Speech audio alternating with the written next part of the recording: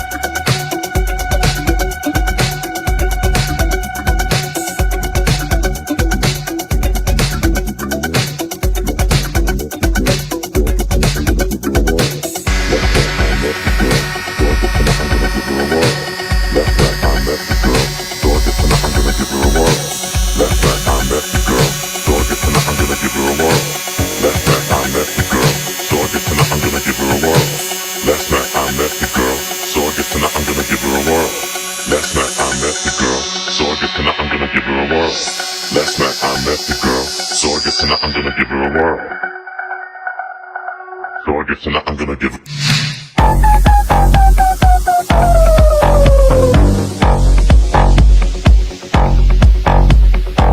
Last night I met the girl.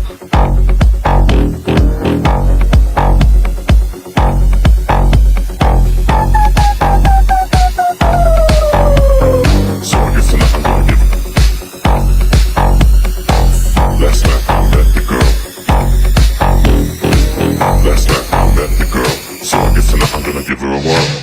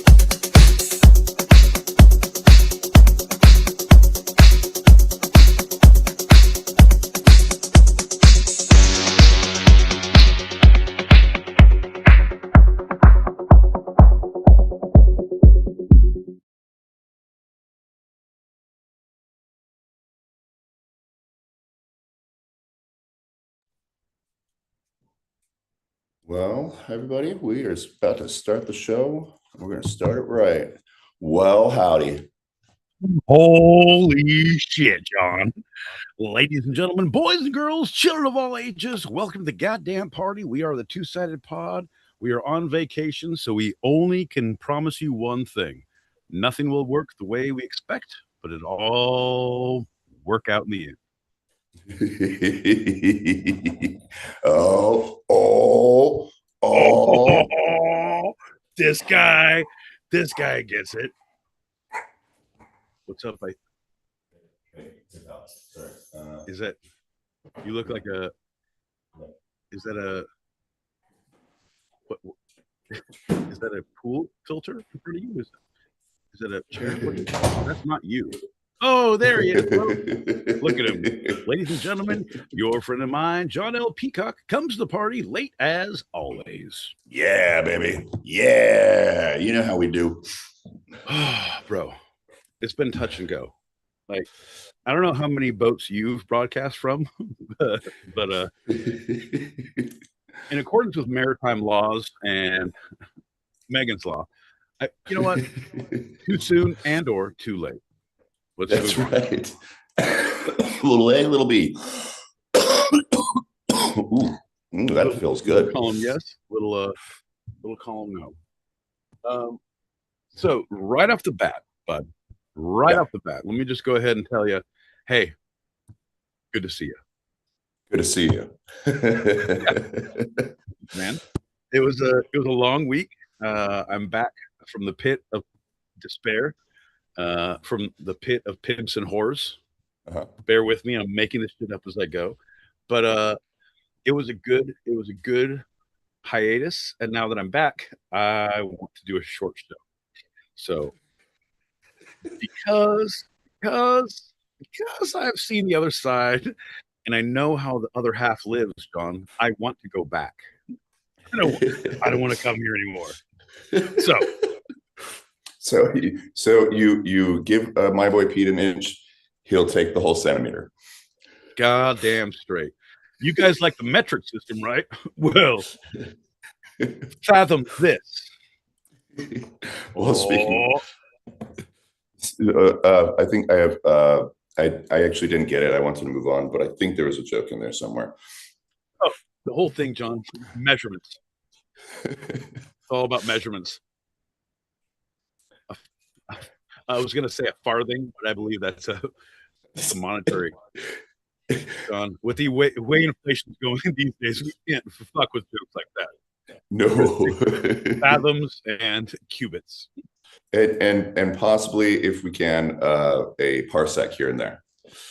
Ooh, I did the Kessler run in 4.8, but that was in my younger days. Well, I know what's going to make the show very long is if we don't get to the messages and they just pile up. So let's pop a couple of those packets and 100%. Yeah, get going. 100%. We're gonna play all the messages, and we're not gonna listen to anything that John says or anyone says. We're gonna plow through and pretend that nothing happens. Look over there, everything's fine. Everything's fine. Folks, let's pop some packets. Hey guys, hope you both well. I'm happy as I on here. The AC is don't think this thing or a bad thing. Anyway, I hope you're all good.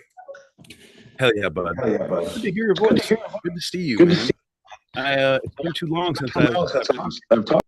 I was gone last week, and you weren't on the week before. And just glad you're well, my friend. Always a pleasure. To the two fellas on stereo for doing their legitimate work from the jump. Shout out to y'all, man. I'm still here for it. I'm listening. What's good? Hope y'all well. And Happy New Year. We're walking into 2026. Stay blessed. Right? Telling you what, it's about time to get your walking shoes on because we're done with this year. We're moving on to the next, y'all. Time to get on board or get out of the way. We move. Rolling on through, shout out to the room. John L. Peacock, how are you? My boy Pete, listen, I don't even know where to start. I certainly don't know where we began. The issues, they're long, they're extensive, they're detailed. Mike Johnson. Subsections, there's points upon points, there's PowerPoints. None of that matters, it's inconsequential.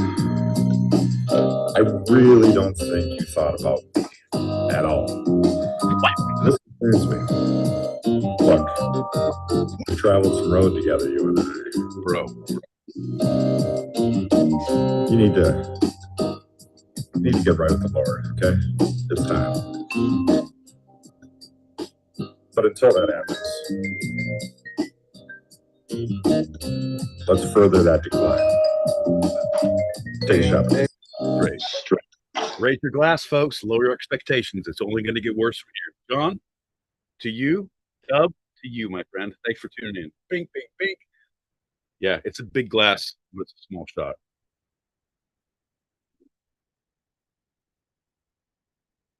Okay. It's not a small shot. It's a big glass. It's astoundingly big. I got to work out. I got to work out the whole percentages. Oh, you guys. Give him an inch. I'll give him 3, and it's gonna hurt. Yeah, you know what I mean. You backed up into me, bud. It's not me backing up into you. My guys. Sorry. I was excited. I've had a little drinky. Be up late. I'm very excited to see you both. Hey, John L. Peacock. Hey, Gingy. Hey, my boy Pete. Uncle Daddy. Hello. Tell me when you can feel this.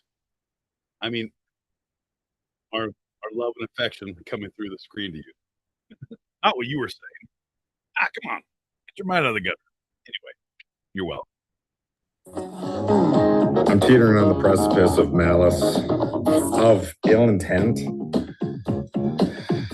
All right, calm down. All right, I'm gonna collect myself. I'm not I'm not. Okay, I am. Damn it. Here to hurt feelings, Dub. I do not hold it against you, my friend. Let's get to the goddamn point. Listen, measurements come with a lot. They come with the length. They come with balance. They come sort of some, you know. Right? Is it simple? How to say it? See it. Oh, damn. You know, balance, yes. Scales, that's the one I was looking for.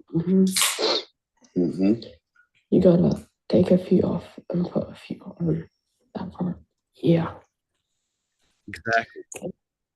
And I think whatever's weighing you down, you let it go. Yep. Right. Right. I'm with you on that. Whatever is weighing you down, you gotta let it go. You can hold on to that shit. John, you know me. I've held on to so much shit for years, and it does start to pull you down one way or another. Granted, I'm very good at adjusting so I can hold on to that baggage and still maintain a good, healthy angst for humanity. All the same. But I would not recommend it. Joke's on you. I'm walking around in my underwear. You'll never know. Joke's on you. John has never worn pants on this show once. Ah! John L. Peacock, I love you like I don't know why. Don't ever get better. That would spoil the fun. My boy Pete, who the hell do you think I am? Ooh, Dub. I love you like the brother I absorbed in my mother's womb.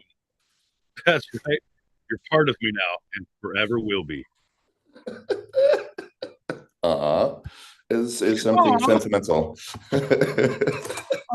That's why you have vestigial teeth in your top of your head. It's because of Dub. You mean he's been inside you the whole time? He's been on my head the whole time. That's right. That's right. That's right. Sucked him in. Oh, the womb is a strange place, John. The womb is a strange place. It's a dangerous world out there going outside the womb. Right. Womb me once, shame on you. Womb me twice. Tell your mother I said hello.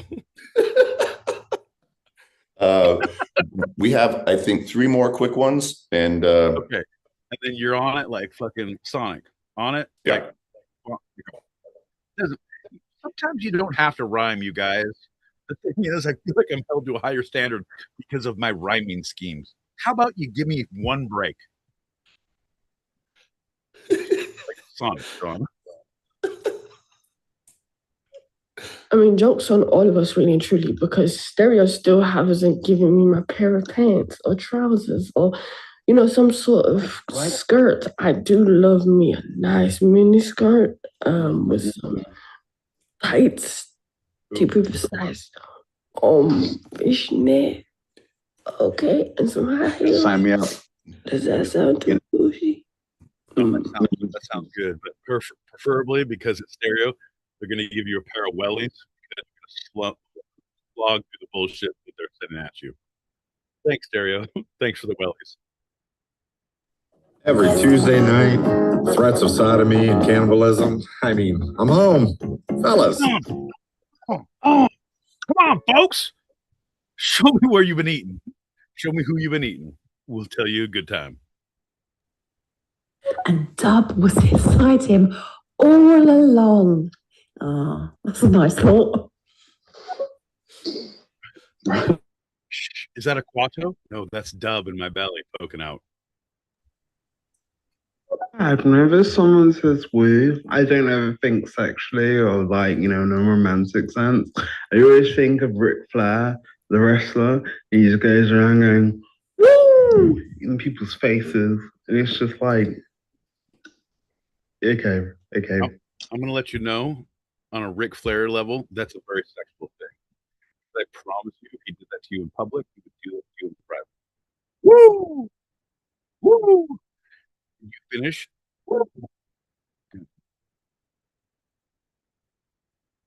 Can we fit into this room? Seriously.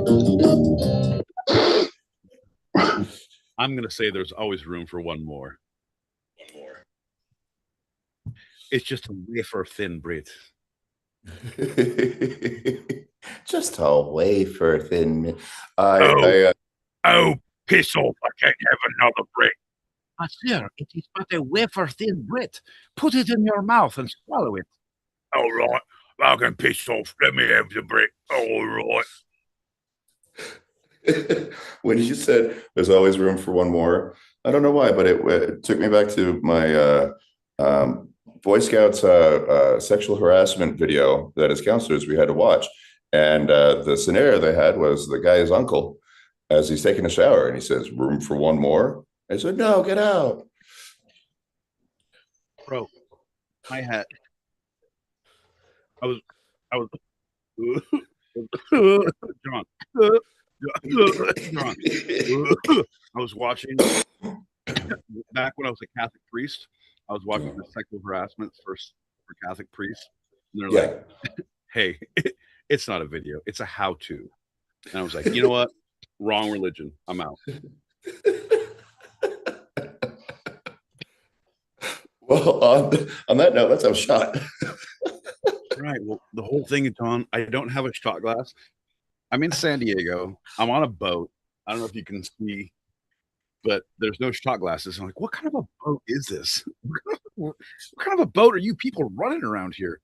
He's like, we can go to the gift shop. I'm like, save your money for cocktails tomorrow. So we're doing full glasses of possible booze. And then it's bad choices all the way around, John. But when, sir, I'll ask you, when, John, have we ever made good choices? And why, John, would we start now? It's a really good. Is that a canteen that you just poured from? Here's the deal, John. So this is booze in this one, and this is water in this one. Don't confuse them. I'm on a boat. I'm gonna go. I told my buddy, like, we have a lobster pot. If we get super hammered enough and it's only midnight, we can go out and put a lobster pot in the bay and probably have lobster for dinner or drown in the ocean.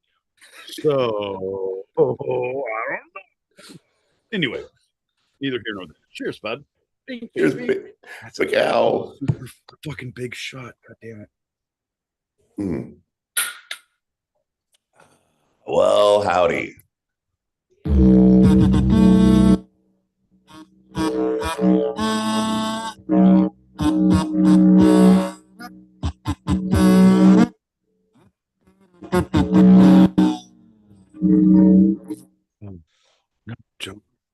No, at this point, I'm going to let this one go. I don't like it, but I'm going to let it slide because we don't have time for me to get into all the things that I disdain. I'm John L. Peacock in a safe house somewhere in the desert of Arizona. I'm my boy Pete. Keep on getting what I've been getting before in Southern California. And you're listening to Two Sided, a live recorded podcast where each week I challenge Pete with a bit of the two sides of life, the fun and the serious. Yeah, John. The me and the you, the right and the wrong, the yes and the no, the give and the take, the push and the pull, the ebb and the flow, the yin and the yang, the pat and the tie, the Batman, the Robin, the Fred, the Wilma, the and the bop. That was from bop bop bop boop it up bop boom bop. John, it's not Nelson. No, I forget Hanson. the name of the band, but Hanson. Brothers. Bop. John, we don't have time. Yeah. Yeah. Can you tell me? No, I cannot. Are they the ones who did? I always like to start with a general check, and I think this one's a little more apt than other because this is our last show and indeed almost last day of 2025. So my boy Pete, with all that in mind, how you feeling? Fuck it, John.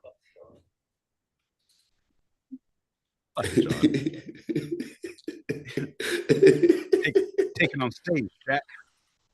Here's the bucket. Look, I'm just saying, bud. Life is too short. I spent 350 days of my life this year stressing about bullshit. And the last 15, I have been carefree. I haven't even worried about feeding the hostages. Like, you know what? You guys will figure it out.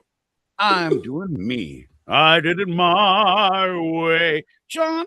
And it is liberating to truly live without constraints, to give in to your innermost thoughts, feelings, desires, as long as they don't hurt others.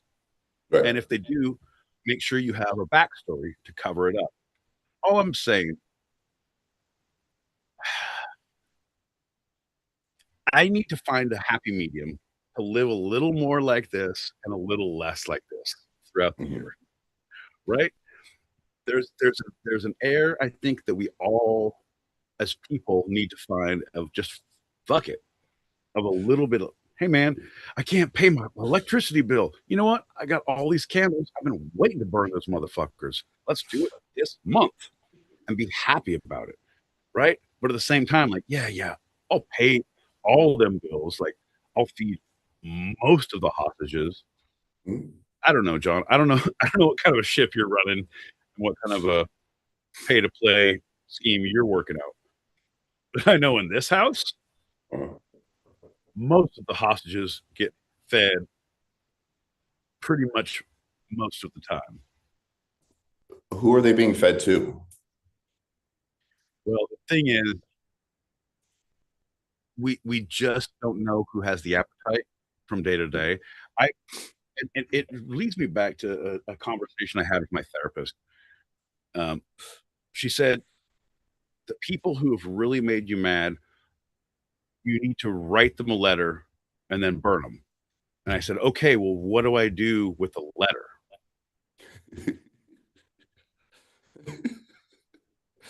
Turns out you can't hold me accountable because you're a medical practitioner. I'm just a lonely soul trying to find my way through this burn pit that we call life. What is it? Amelia Bedelia? You're like Exactly. Amelia Bedelia? Yeah, coming to the baby shower. Yeah. Jeez. Oh, you really like her? You should throw sheep's eyes at her. All right. Well, those sheep are going to be blind. Jesus.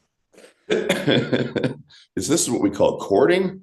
This is exactly what we call Well, I know freebasing. It's exactly freebasing.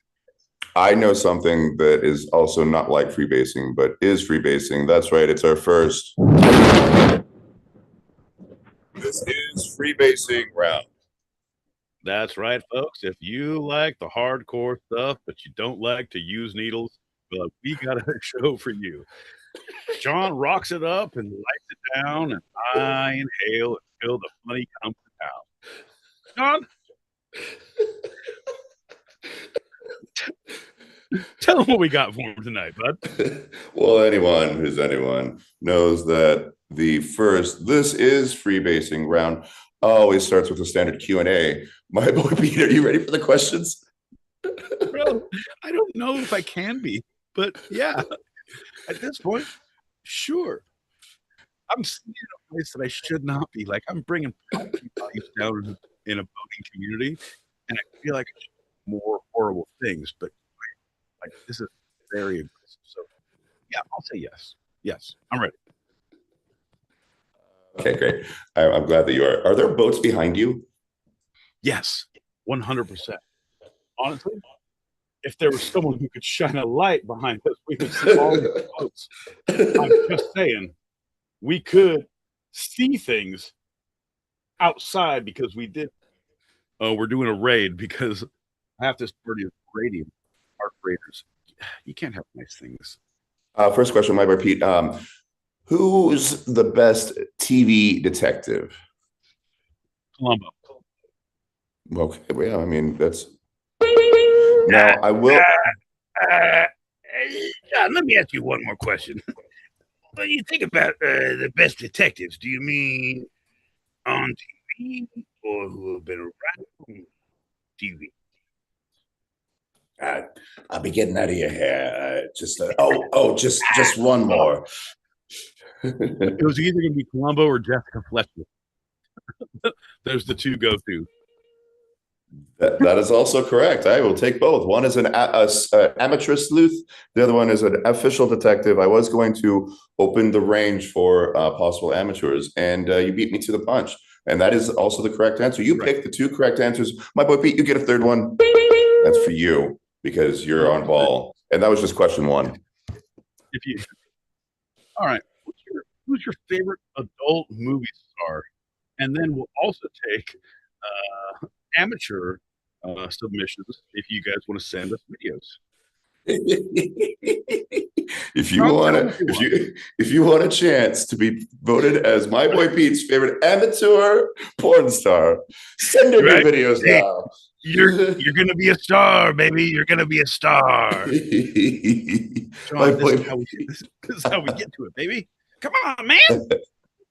And the thing is, we'll get more clicks, likes, subscribes than ever before. They're not even watching the video submissions. They're just watching us rate them. Who is? So send it in now. That's to twosidedpod@gmail.com. That's TWO sidedpod@gmail.com. Get your submissions in early and often. And also make sure you look in the camera and say, I consent before anything happens. Yes. With a photo ID showing that you're of legal age. Thank you. Right. Depends on which country. We are working with maritime laws now. So if you're in Peru, Venezuela, or Czech Republic, your birthday can be. But if you are in, John, let's not. Let's continue on with that. With that not in mind, the second question, my boy Pete, who's the best movie detective? Ooh, Benoit Blanc. Who is Benoit Blanc? The dude from Glass Onion. Knives Out. Knives is out. Yeah. But I say, and he has a lot of thoughts and a lot of things until the last moment. He's like, "Well, if you come this way, I'll do a thing. I will tell you what it's all about." John, it's a good. He keeps it all to himself at the very end. Very Benoit, very Blancy. I'll give that to you. I have not even seen Glass Onion, but I did like Knives is Out. I remember watching that one in the theater. There's a third one. They just came out with two. Ooh. Yeah. So you can watch the Glass Onion on Netflix, and you can watch the third one also on the streaming show. Streaming show.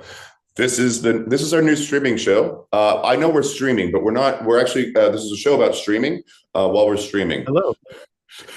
Have you thought about streaming? Well, we have. Welcome to our show. Next question, my boy Pete. Solve murders or fight crime? Ooh, is this like Mary Fuck Kill, but with different outcomes? Okay, yeah. Marry murderers, solve crime.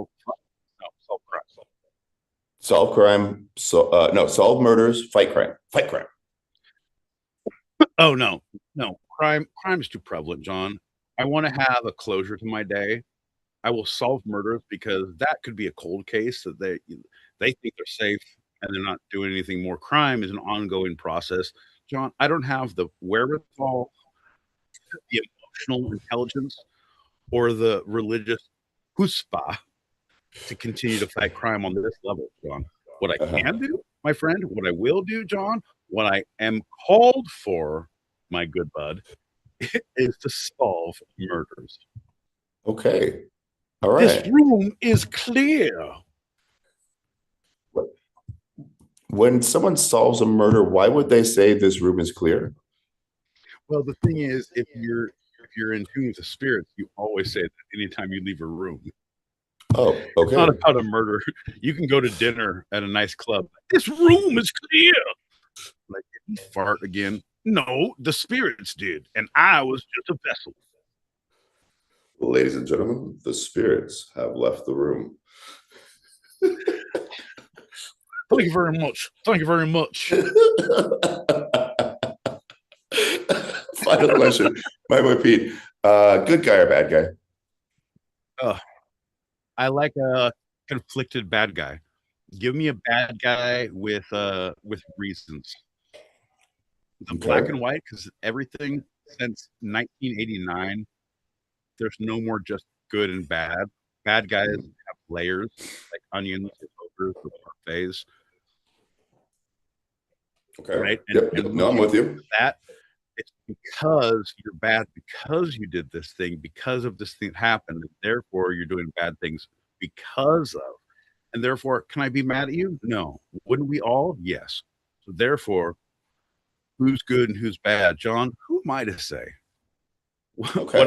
What I'm here to say is it's 2-for-1 dances.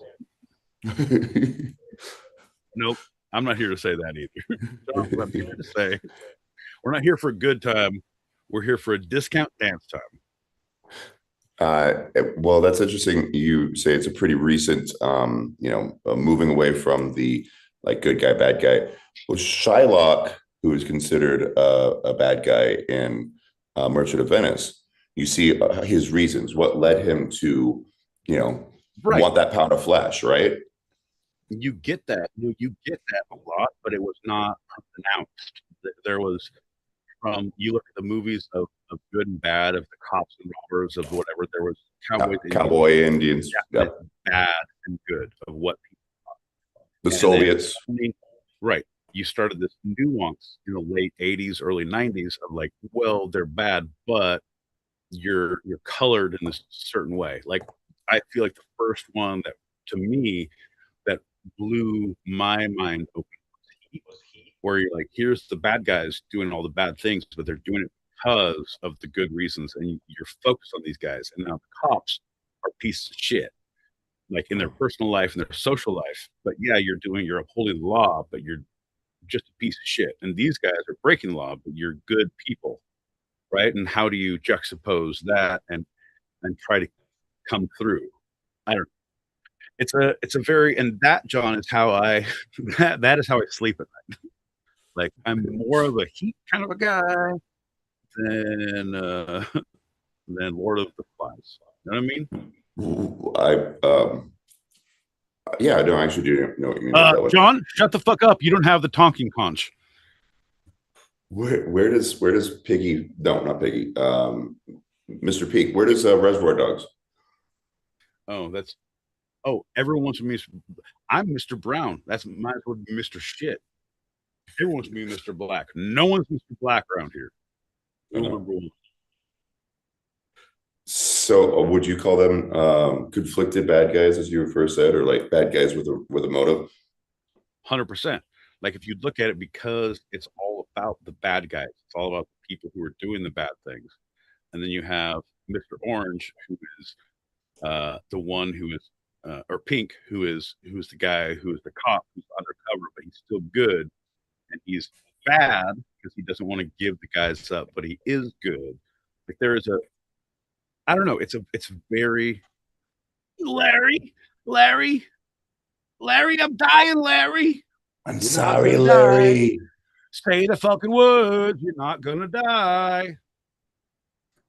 Sorry, Larry. I'm sorry. Perfect. And that's when I went in. Tell me the bathroom. Tell me the bathroom story, John. 100%. Let's have a shot. Give a little shout out to Mr. Pink. He wore those pink socks with flair. Steve Buscemi, what a guy. Oof. No. So you're right. That was Mr. Pink. No, it was Mr. Orange who was the undercover cop. Here we go. Cheers. This looks like Yeah. Yeah. Have fun with that. Okay. We could hear so well. We could hear you're gulping that down. Like your Adam's apple moved aggressively. That was not a normal shot. No, it was my soul moved. aggressively. That's what I do for the show, John. All right, hit the gas. We need to go quickly because, as I've stated a few times, I'm on a boat where Yeah. people don't want me to be loud, and I told them it's going to be loud, but it'll be for a short time. I don't want to be a liar. I mean, I'll be a liar, but not a huge liar. Well, that's all right. There's an 82-year woman on the other side of that door, so I'm sure she doesn't want me to be loud. She can't hear. She can't hear, bro. I was with You my know- mom for the last week. She couldn't hear shit either. No, you're fine there. I'm with people who have great hearing and they want to go to bed. Shh. All right, we're going to save all messages. We have a ton. We're going to save those for the green room. We're going to plow through them just to let people know so you can chime in more. We're just not going to listen to them right now because we are going to talk about someone who can hear, someone who can hear. In fact, that is the best amateur sleuth in all of TV. My boy Pete said it here first. Where and we're going to be in talking the world about is Carmen Sandiego? Jessica Fletcher herself. We're going to talk about Murder, She Wrote. All right, I'm with Murder, She Wrote, but I would rather go to Istanbul to look for Carmen Sandiego. Okay. You know, the intro was always done live, and they were all a cappella. Yeah, it was the band called Rockapella, John. I don't know if you knew that. Look at you. You have knowledge. You're not a dum-dum. Well, could it be both? It possibly could. Yeah. Knowledge is not intelligence, my friend. You may have knowledge. You may know something. You're not ignorant to that one fact. But does that mean you're smart? Not necessarily. I'm ignorant to everything else on purpose, John. I teach lessons to stupidity. Well, for those who are maybe ignorant to what is Murder, She Wrote, it's an hour-long mystery show that aired on CBS from 1984 to 96, starred Angela Lansbury as Jessica Fletcher, a widow living in Cabot Cove, Maine, who becomes a best-selling author after her husband died. Right? And the thing is, people didn't explore. I think she knew a little too much about murder for her husband's death to be just so easy. So I'm guessing she was a mass murderer because everywhere she went, murder followed her close by. She somehow solved it, John? I think not. I think not. Well, she wrote very popular mystery novels and was also very handy at solving murders, which was a good thing because people seemed to die wherever she went. So Cabot Cove, she traveled a bit, but Cabot Cove, thousands and thousands of people died between 1984 and 96. And she just happened to be around for every single one of them. Single one. Right. Well, it looks a little suspicious to me. I was just on the ferry and the car tender got run over by a car because it wasn't in park. Well, I think it's because his friend ran him over. Why do you say that, Jessica? Because we have half an hour to go and we need to make a show out of it. We have to have the red herring and or the person who gets accused who we really want to be innocent. And turns out most of the time they're innocent.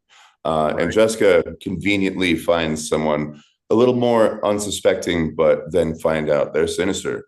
Their causes were not conflicted bad guys. They were unconflicted bad guys. They did it because early 80s, John, and I would have gotten away with it if it wasn't for you meddling mystery writers over 65.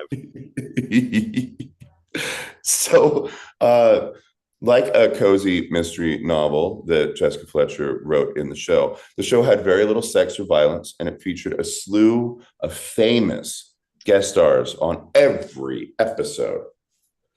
Right. Guest stars are great. Slews are even better.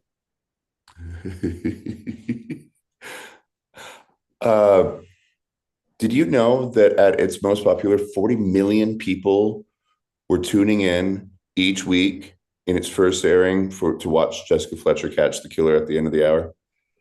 Yeah, it was good quality TV at that point. It was the most racy shit you could get in like 89. 92. It was like racist motherfucker. But it was this old lady unassuming, like, oh, it could be my grandma. And there's no tits and ass. Well, grandma wouldn't stand for it, but I like it anyway.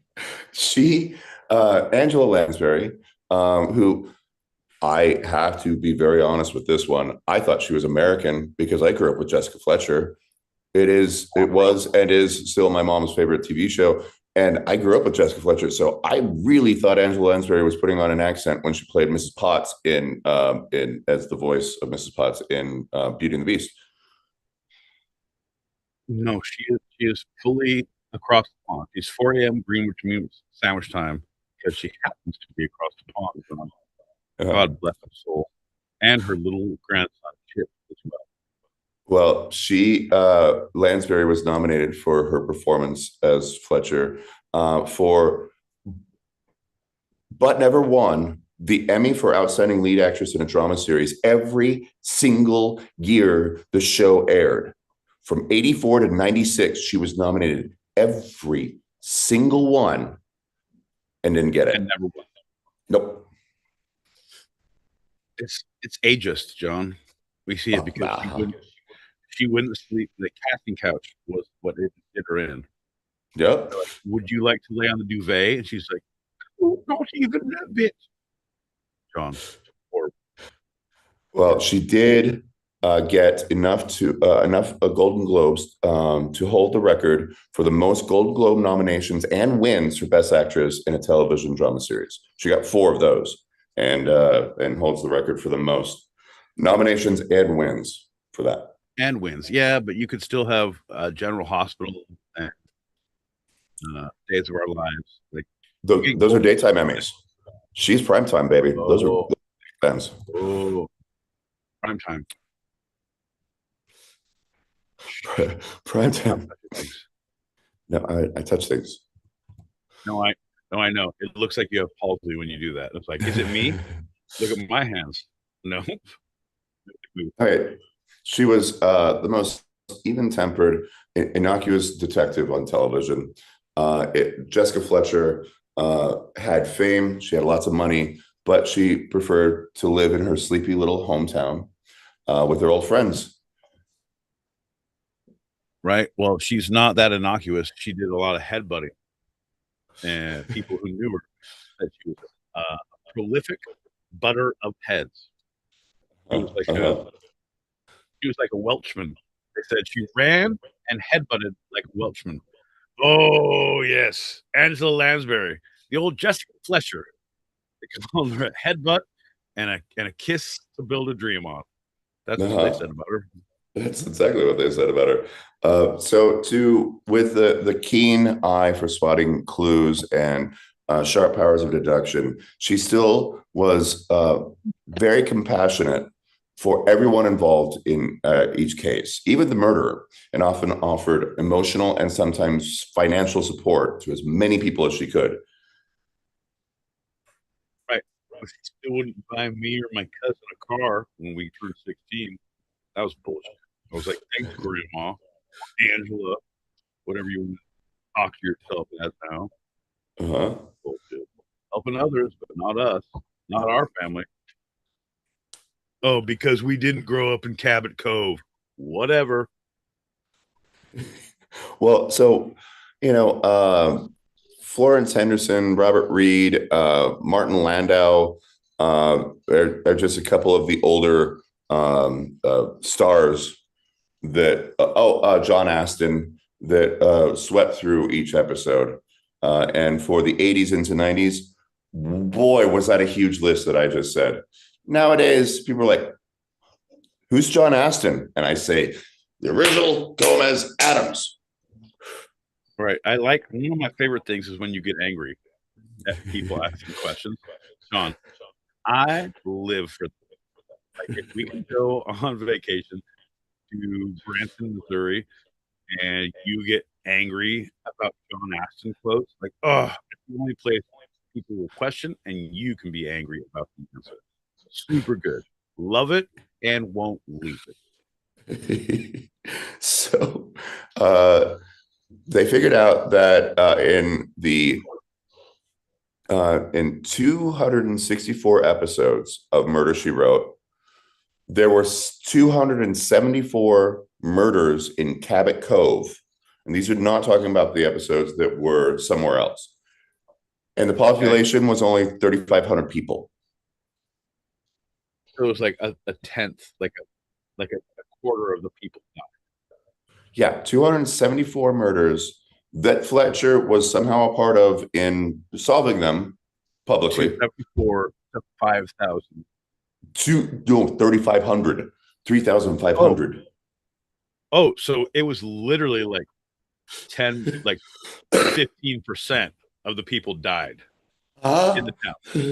Like an impressive number. When we move there, it has a great nightlife. Well, you know you're probably going to get murdered. Well, if you do, Angela's going to solve it. All right, let's get in there. Come on. There are, I believe, what is it, 51? No, it's 61.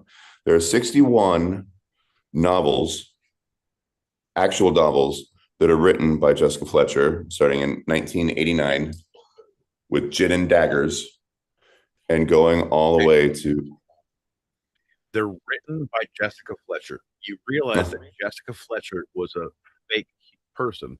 So you're saying that Angela Lansbury wrote as her nom de plume novels, or someone else, like a third party, wrote it on behalf of a character who was played by both. Each novel, by the way, 2026. So Angela Lansbury didn't really have. By the way, 2025. You're still an idiot. There's an upcoming one. It's gonna be called Murder Most Trivial. There's gonna be the Body and Trees clarification that makes you less a dummy, but it's not here yet, so you're still incorrect. And Jessica, 2028, things are going to turn around for me and my purview. Jessica Fletcher is known as the main author, but Donald Bain, Bain, from 89 until 2015, when he died, was the other author and credited as such. And then other authors came in. Not the other author, John. Let's start at the beginning. Is Jessica Fletcher a real person? Yes or no? Yeah. Yes. Oh, that's someone who pays taxes? I'm sure she does. Could Jessica Fletcher get arrested for a crime and go to jail as Jessica Fletcher, John? I think she did once, but she was found innocent after she solved the murder in Cabot Cove. You're an idiot, and Donald got to you somehow from 94 to he died. And I'm gonna say that you might be responsible for his death. I don't know, because I'm not sure if the Jessica wasn't involved. I think it's a little ironic that he wasn't. Don't you think? A little too ironic, John. Never mind. I really do think. But that's not a person. So a weird dude loved Murder, She Wrote and wrote a book on behalf of a pseudonym, a ghostwriter of a thing that didn't actually exist. It's like me. You know what? I love Huckleberry Finn, and I think if he lived, he would have written these books. And me and Huck Finn are going to write this book. Isn't that right, N-word Jim? Whoa. That's the book number 2. All right. So this is, I want to show you this because Jessica Fletcher is very much a part of these novels being released. You realize that she's not a thing, right? No, we get it, but she's not. It's the face of Angela Lansbury. And it's Jessica Fletcher. But it has nothing to do. Literally, you realize that, right?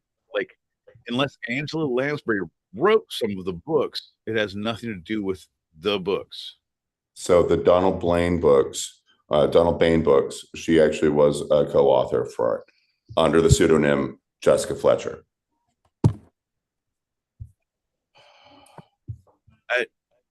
This is weird, man. I didn't think I would get a segment that I started to hate Angela Lansbury, but I'm like, I do now. Like, if this is her thing, like, no, I'm Jessica Fletcher. Donald, you write this, and I'll use my pseudonym to co-write some bullshit with you, so we can fuck with some old citizens who love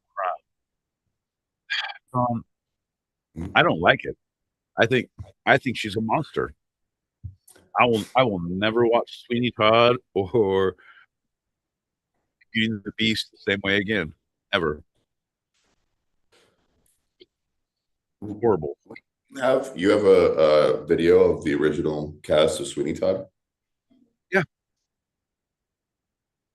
Well, Martin Scorsese, no, actually, that was the guy who wrote it. want you Stephen to know. Sondheim. I want you to know, I actually do.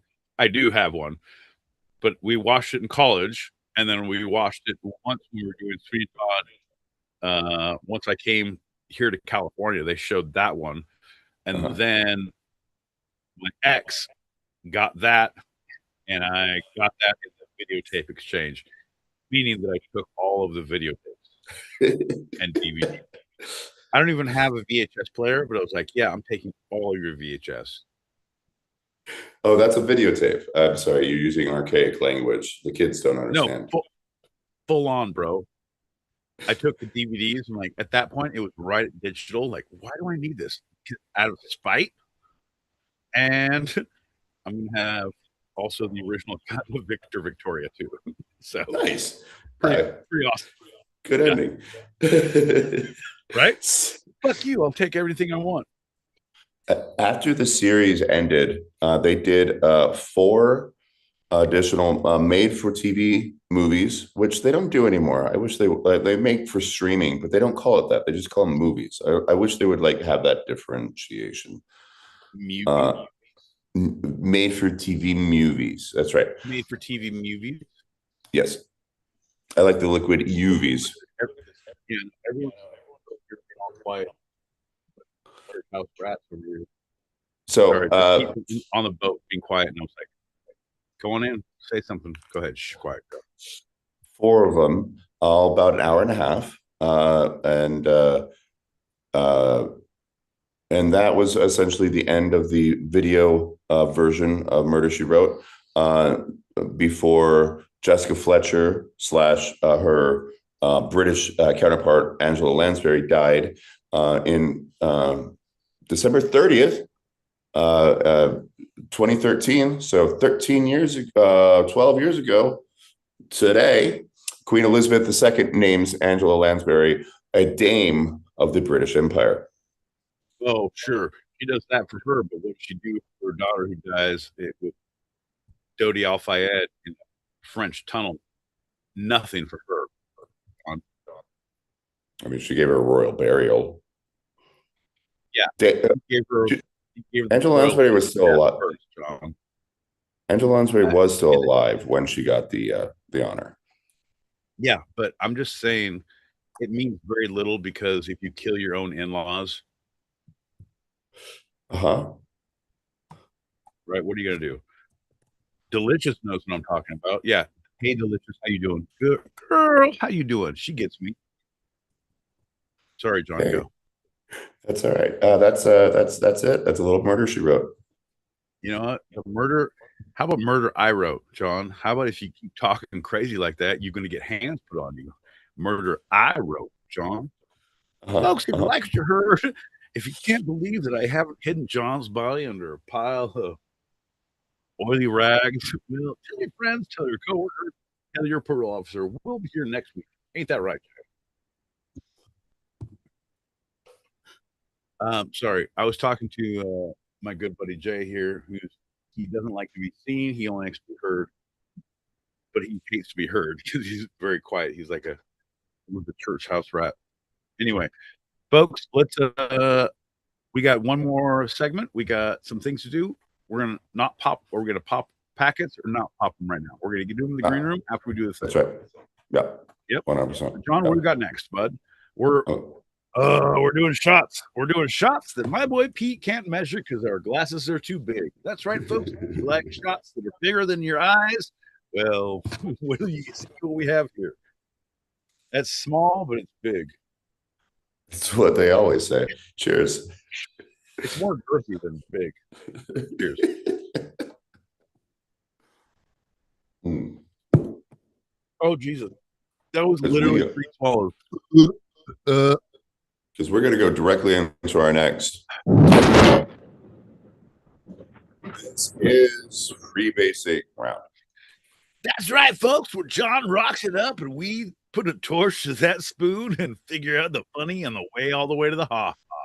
John, it's not almost freebasing. It is freebasing. Tell them what they want. They won. My boy Pete, you're so on about Jessica Fletcher and how amazing she is. I'm going to do one of your favorite. This is freebasing segments. One of yours and mine. That's right. It's my boy Pete solves a cold case. Oh, my boy Pete solved a cold case. Yeah. Literally, I can get all the help in the world, but I don't need it. But if I needed it, I could get it. Here's me talk about a cold case, and all the facts are laid bare at my boy Pete's feet. And then my boy Pete picks them up and puts them in little pieces and says, "Ooh, who done it? They done it." John, we're ready. This one is a bizarre one. It's the Ice Valley Mystery. Pete, do you know the Ice Valley Mystery one? Was that the one where they had goat's blood at the prom? It's similar. It's similar. It's more Norway. Oh, this is when they had the Norwegian car that came to life and ate those people as it drove through, right? It's not too far from that. It deals with the Isdal woman. All right, no, I don't believe a woman could do anything evil, John. So you've lost. Tell me what the case is, and I'll solve it. It's when she started putting corpses into a pet cemetery, and like magic, these corpses came back, but they were angry and murderous. They weren't dead, John. They were quietly, like, it's Norway. It's cold. We knocked you on the head. We buried you in shallow dirt, and you woke up and you were angry as shit. Why? Because I'm cold and I'm in this much dirt. Show me who did it. I'm gonna wreck house. All right. So Norway's Isdal woman case reads like a Cold War Scandi thriller. A woman's burnt body was found in a remote ice valley in 1970. A bottle of Saint. Go ahead. I was going to say we've all found a body or two in a valley, but what bottle was there, and was it full? Because that's going to be the differentiating. Quiet. What do you have? An open but basically full bottle of St. Halvard liquor, along with jewelry and clothing with the labels ripped out, lay nearby. Wait, jewelry and clothing with the labels ripped out. Yes, so the labels are right next to them and right next to the clothing. Right, so what kind of okay, that's fine, the clothing, but what kind of jewelry? Oh no, jewelry doesn't have labels. It's just jewelry there, and then the clothing with the labels ripped out. Okay, no. All right, I'm with you. Keep going. And the St. Halvard liquor, don't forget, liqueur. But right, yeah. Is that more? Is that like an anise flavored? Is that like a Saint Germain? Is that like an elderberry? What is the flavor? Because that's important. Is it though? I mean, it's Norwegian. So. No, it is. It is, because I can tell you one of the things about my Norwegian brethren is the flavor of the liquor that you leave by a body. There's a lot about crime at hand. All right. Well, it is a Norwegian liquor created by the pharmacist Albert Schiel at the end of the 19th century. It's based on cognac flavored with herbs and spices, and it's matured in oak casks for 1 year. So it's an earthy cognac. It's a herby cognac. All right. Yeah. So right. So yeah, no, I get it. They had drank everything, super hammered with all the good stuff. This is awful. Number one, that's how that started. That's why that's not. It is a full strength liquor, even though it's called a liqueur because of the herbs and spices. But it is a full 40%.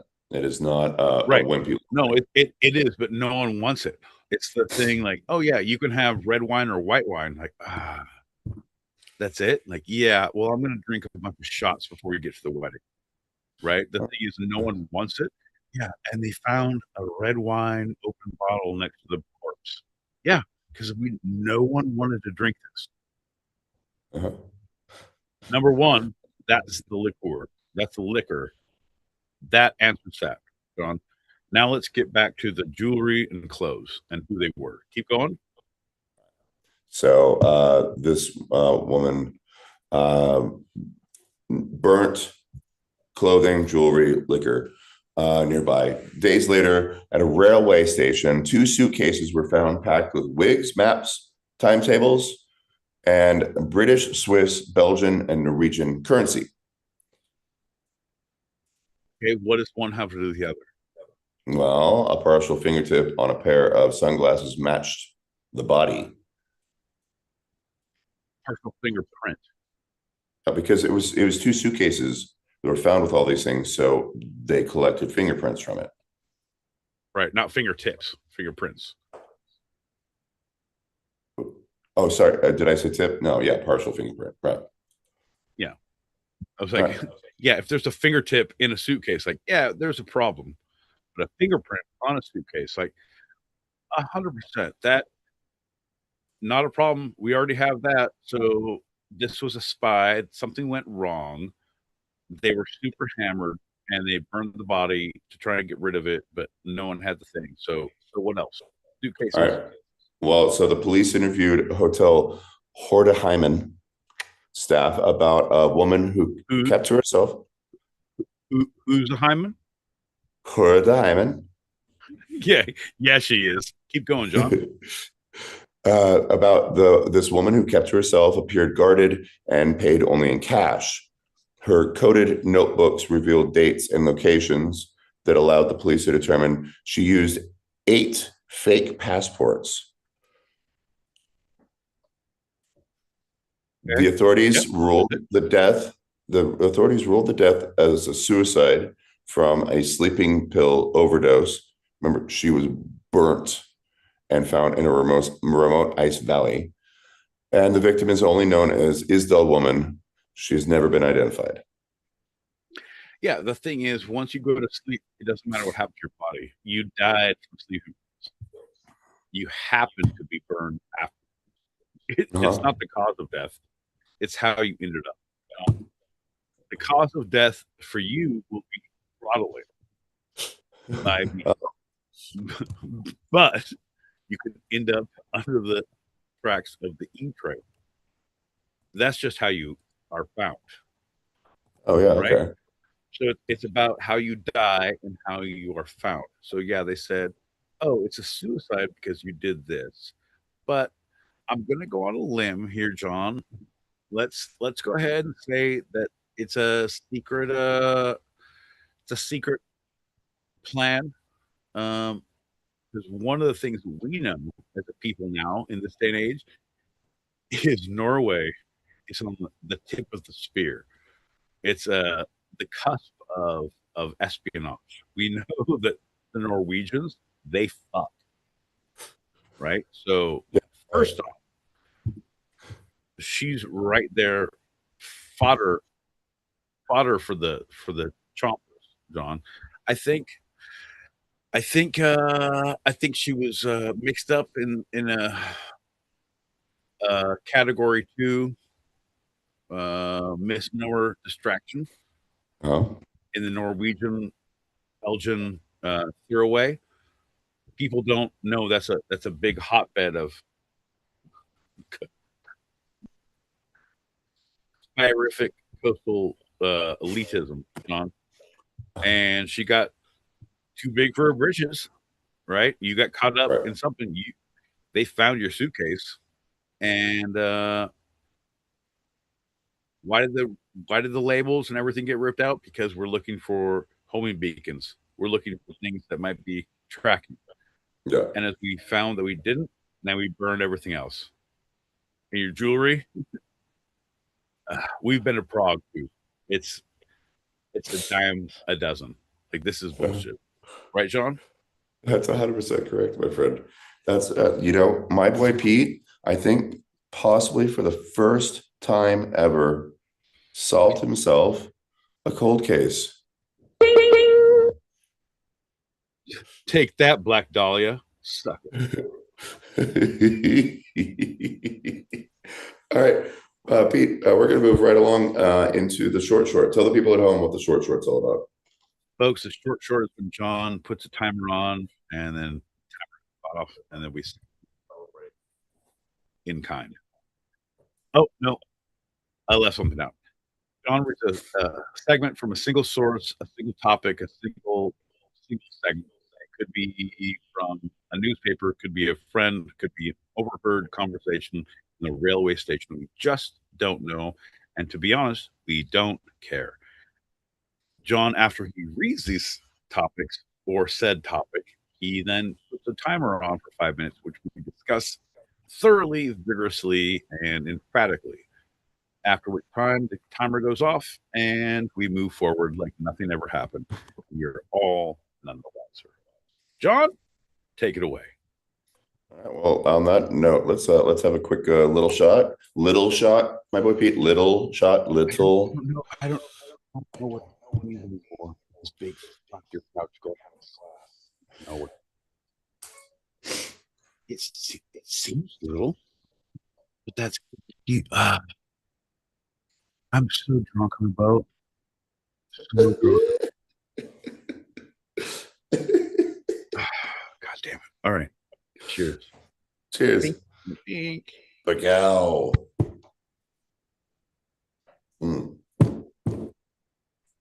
It was 2 swallows. You're getting down there. 3 swallows last time. My boy Pete. For this short, the topic is there is no short. All right, our final segment tonight is timeshares. We're going to talk about timeshares. Timer went off, and we're all Jupiter from sharing time together. Did you know the first timeshare was built in 1963? It takes a village to raise an idiot like that, John. I promise you, the one thing I'm good at is saying no to timeshare bullshit. I'm so good at it. I will go to things like, oh, your names, your newlyweds of the. Yep, I will say anything and like, nope. I will make motherfuckers cry by the end. No, the answer is no. But yeah, I'll talk to you. So 63, there we were, 1963. I'll never forget it. What happened then, John? Well, it was a 13-room ski resort in the Swiss Alps, but it didn't really, and that was the first one ever. It didn't really take a hold until the 1970s in the U.S., and it was kind of by accident. Everything good is. So the robust economy post World War II, America stimulated the massive construction of vacation homes and condominiums at popular national tourist destinations. I hope I get it. How many boys, how many girls are condominium? I think that's different musical I was thinking of. Well, so God, I need this room. I really need this room. If Mormons are on a mission and also work for a timeshare company, are they triple apostolizing? 100%. Like, you're gonna get all of your stars and your heavenly crown. Welcome to the party. As the economy slowed in the 1970s and real estate recession set in, banks had to deal with overbuilt condominium projects. Rather than sell one condo to one person, savvy business people decided to make them more affordable to cash-conscious Americans. They broke the condos into 1 week units and sold each condo 52 times to 52 different owners. Well, it's crazy because I've sold your apartment 3 times, and I know that you call them sublets, but somehow I'm getting $1,000 a month every time a subletter rents your apartment. It's really good, John. I know you're like, oh, why is there someone staying with me? Because my boy Pete sent him. Shh, John. Oh God, I need this sublet. I really need this sublet. How many sublets? How many girls? So it was completely unregulated at the time. And there was like a widespread marketing abuses that emphasized sales, not vacation experiences, unethical practices that marred the industry's reputation with both customers and developers. Yeah. Bro, the thing is, if I could mar one reputation, it's one reputation done and done. That's my take on any timeshares or podcasts. Literally, how can I mar the reputations moving forward? And how many shares of that dream will it take to get you to buy today? Do you ever, okay, so you said you can talk to anyone and you're going to hurt feelings and no at the end. You actually sat through one of these, right? I've sat through 2. Fool me once, shame on me. You ain't gonna fool me again unless there's a free steak dinner at the end. Damn straight. You mean there's cookies and water? Oh, you guys don't even know who you're talking to. Turns out I'm a diabetic, and when I go into diabetic shock, you are all responsible. I'll be at the cookie booth if you guys need me.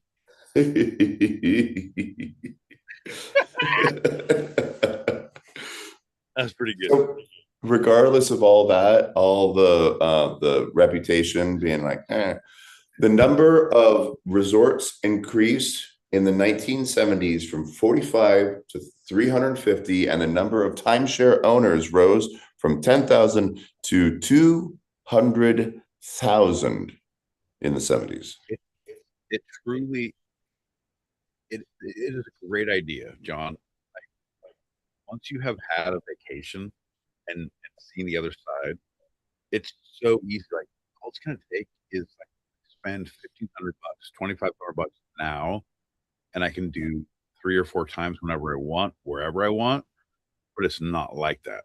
Like, that is what the dream is, which would be great if you could literally, if I can give you right now, specifically, if I give you like $3,000 and I can go anywhere in the world, literally anywhere in the world, with like free room and board for a week with 4 people.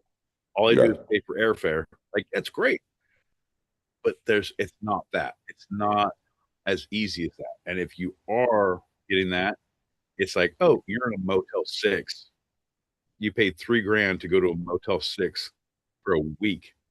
This is bullshit. I should have breakfast. I should have a tour. I should have a view. I should have something. Like, no, you're not. You done fucked up and you got the trash pile, baby.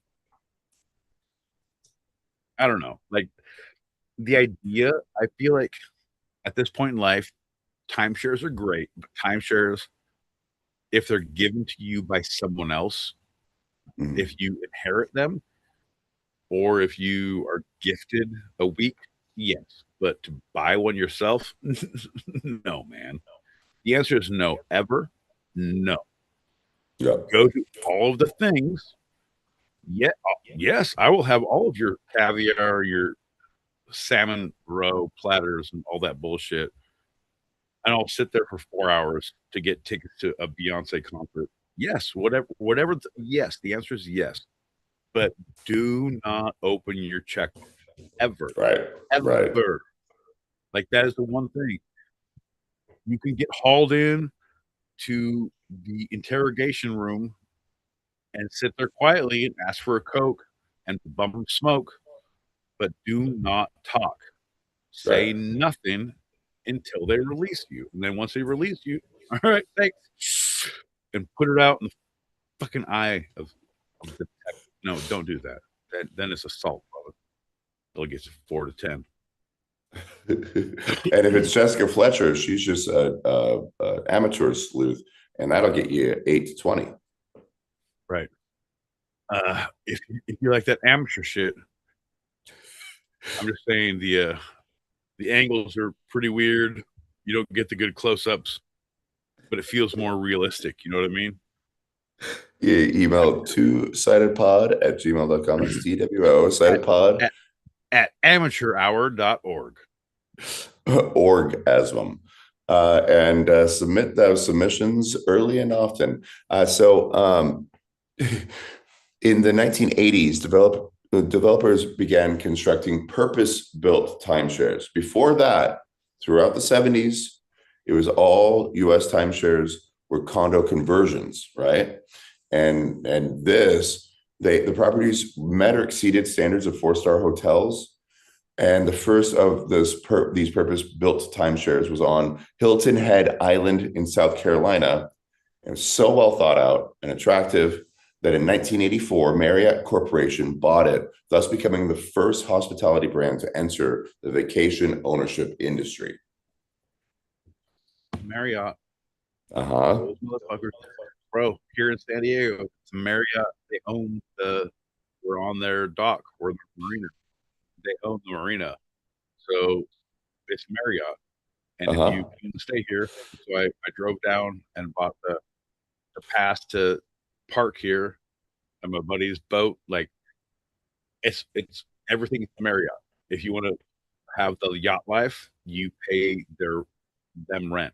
Like, they are the yacht holders. They're the key holders of the marina slips. Yep. All Marriott, bro. I don't like it. I don't like the way they walk around. Their yacht clothes and their fucking khaki shorts. I don't like it. I don't like it one bit. One of the things that I do when I'm here, I make them look at me sideways, like, who the fuck is this guy? Yeah. Yeah. I belong here. Fuck you. So does Marriott own Hilton? They don't, right? No, they do not own Hilton. Yeah. So Marriott bought Hilton Head Island Resort, the first purpose-built timeshare in South Carolina on an island. Hilton, but like, yeah. And Hilton's like, nah, we're good. You're reading too much into words and ideas. And all right. So originally, Peacock Head, just because someone's like, oh, it's Peacock Head Island. Peacock NBC. Island, like, oh, but this guy got the thing. It has nothing to do with you, bud. It's just it's NBC, baby. Christmas Island. They say it was from James Cook, but it was not James Cook. It was previously it was Alistair. Like, what is the guy's name? Someone says Cook. It's Alistair. Anyway, they went to Christmas Island. Like, what is this? Oh, is it for Christmas? No, because it passed by the island on Christmas Day. John, it's the same thing. It's the same thing. Time and place, bud. Time and place. So it's like he was getting head from Paris Hilton when he passed by the island. Exactly. Now, you know what? You can't all be Ray J's, but when you are, you gotta capitalize. Hilton style. So to buy this back in the early days, you would get the timeshares were primarily sold as deeded ownership. which is a model that meant buyers purchase a share of a property, usually a resort or condo, and were granted a deed to that share. And the deed provided the owner with the right to use the property for a specific period each year, typically 1 week. Oh, so it's true time. Okay. Yeah. All right. I'm with it. Hilton Island, you get 1 week out of this year because you deeded it for a week. I mean, blowjobs be damned, Ray J. Hilton says you get 1 week. Well, as the boom happened in the 70s into 80s, developers found themselves in a unique position. Once the units of a resort were sold completely out, the control typically shifted to the homeowners association, the HOA. But they didn't have any more revenue, the developers. So they wanted to keep control, and they experimented with a new ownership model, leading to the introduction of right to use agreement. So no longer was deeded ownership; it was right to use. Okay. All right, keep going. And the right to, the thing is, like, try it now. Right. If you don't like it then, get it later. The buyers purchased the right to use of the property set for a period, often ranging from 20 to 99 years. And at the end of the term, all rights reverted to the developer, and the buyer was left with no ownership stake. Right. The whole thing is no one needs that. Right. It's I believe Tom Selleck says it best. When you do your home equity, Mhm, like mhm. lend on the home. What is it? Home. What does he do? Give me that money now, but I'll take your house when you die. Tom Selleck. Oh, the double reverse mortgage. Exactly, John. I don't own many homes, but if I did, I would talk to Tom Selleck about my choices moving forward. That's All right. So this shifted in the 90s and 2000s to the introduction of a point-based system. So they had a deed and then the right to use agreement. Now it's a point-based system. Consumers began demanding more flexibility with their vacation planning. Major timeshare developers responded by moving away from the fixed week model, embracing the approach of point-based systems. So the better your timeshare was, as far as like how many people wanted it, the more points you had, and therefore you could trade with other people across the timeshare system for a week of their thing, and you get a week of and they get a week of your thing. right. No, that's great. That's one of the reasons why I want to stay in John Peacock's on abode. It's so cheap these days.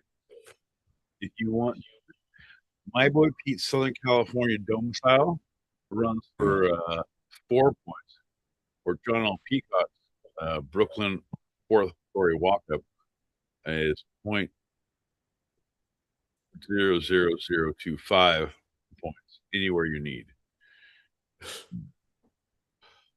All right, so location. And that's exactly it. With a natural extension of this point-based system, there was the rise of vacation clubs. These clubs were designed to offer even more flexibility and perks to owners, allowing them to access a variety of resorts within the developer's own exchange network. And there was like a competition. These travel clubs, it was like, oh, what club are you in? Oh, what club are you in? You get excluded from a club. It's like, you know, getting the black mark.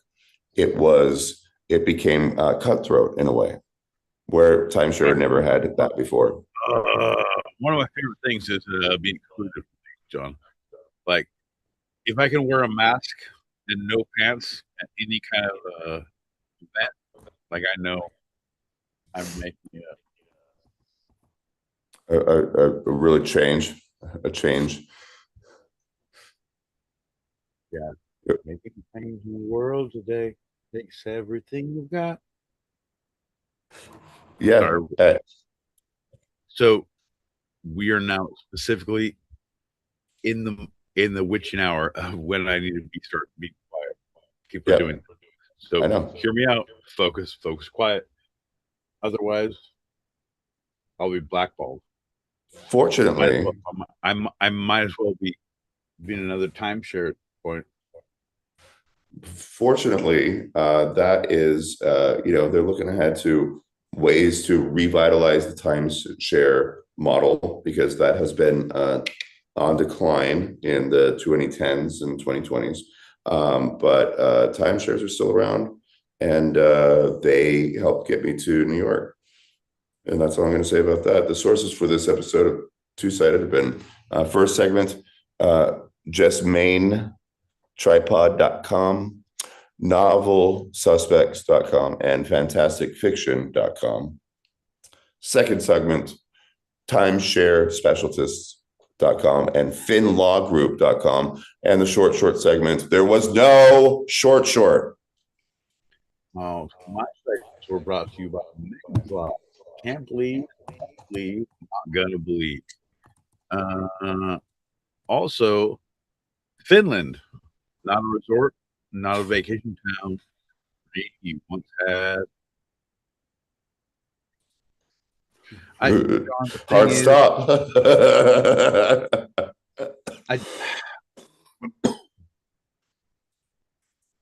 There's not many times you can broadcast from a boat and really push the envelope. It's an hour and a half, and I feel great about pushing the envelope. I feel like we should have been a lot quicker because now we're going to the green room, and I'm gonna do the green room. Who am I brought to you by? I'm brought to you by No Regrets, John, because not just my time, it's our time. All right, there it is. My boy Pete, it's now time for your favorite game in mind. My boy Pete, what's the through line with Murder, She Wrote and timeshares? Murder, She Wrote and timeshares. A through line of Murder, She Wrote and timeshare. Say, you can't take it with you when you go. Is that your final answer? I will say, no, I always look for some sort of reaction to your face. When I'm playing to the peanut gallery, that they enjoy a lot more things than you do. So, John, what I would say from Angela Lansbury and timeshares is we're always gonna get your money.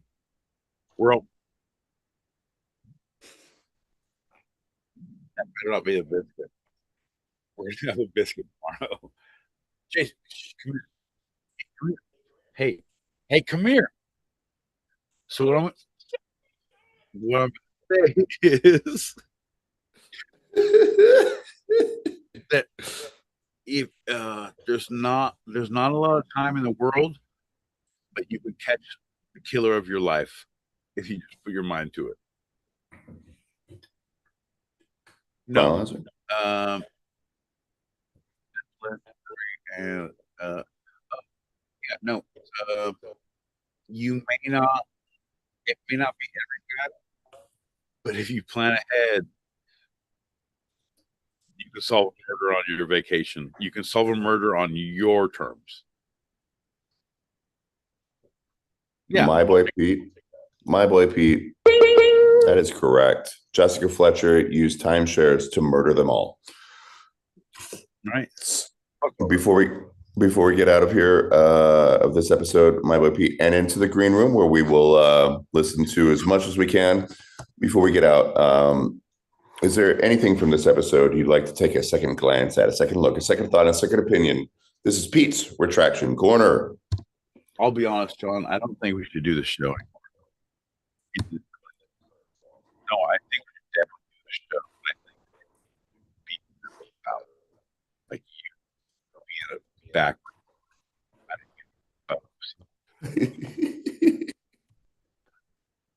Yeah, man. This is all bullshit. We're all living a fake life, John. We're like Angela Lansbury in our way through this systematic stupidity. John, what I say, John, yeah, people will look at us and it's like, oh, you're dedicated. No, we're fucking deviants who know no better. John, what I say, what I believe, John, what I know, we deserve better.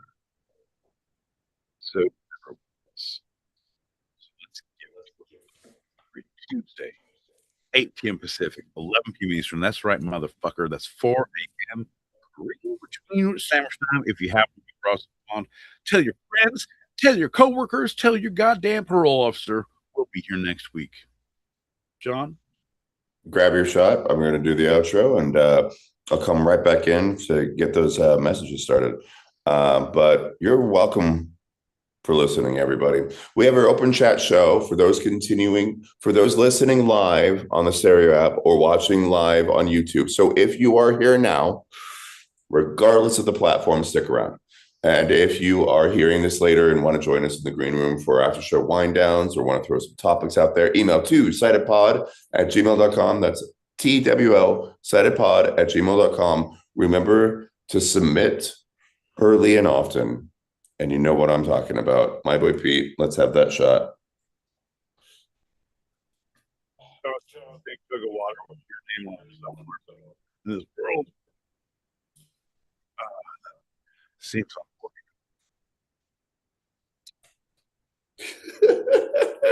You just spilled on yourself, didn't you?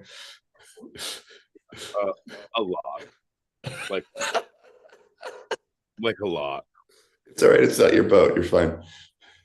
Yeah, no, it's not my boat, John. Fuck them if they can't take a joke. That's what I say. We're in a lot of trouble if they wake up. But cow. That's a wrap for tonight. I'm John L. Peacock in a safe house somewhere in the desert of Arizona. I'm my boy Pete in a boat that should know better that doesn't.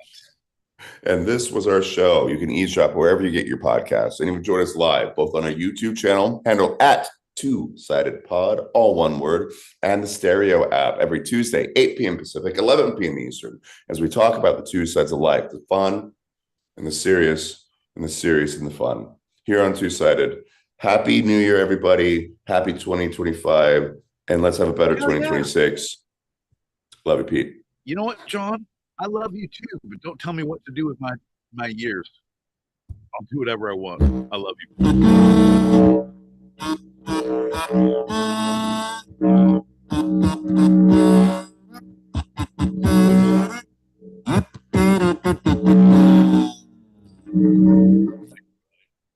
Holy shit.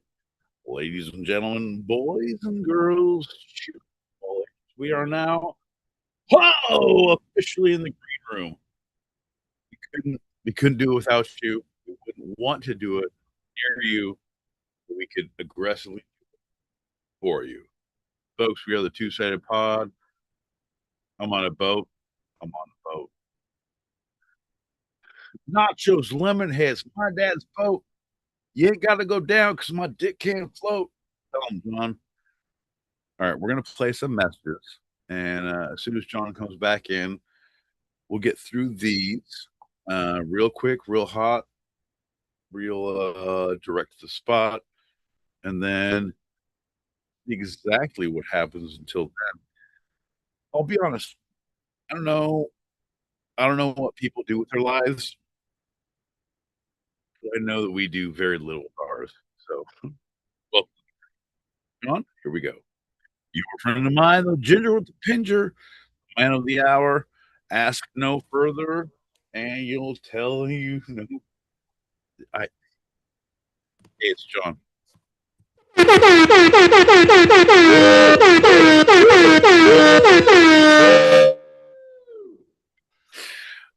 Bro. That's awesome. I completely don't care about your intro anymore, and as soon as I don't, like now you're coming in hot.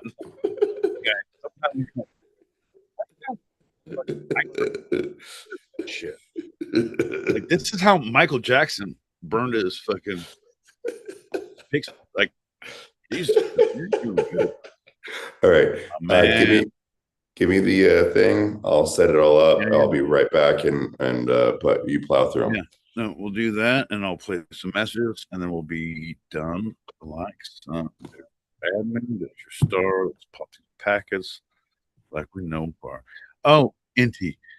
All right, folks, here's the best thing about this. Anytime there's here leaving messages and they don't show up after you're leaving messages.